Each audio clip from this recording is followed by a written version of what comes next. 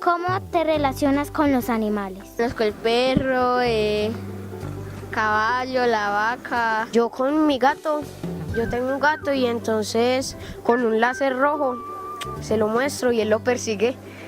Bueno, las aves. Los conejos, los perros, los gatos.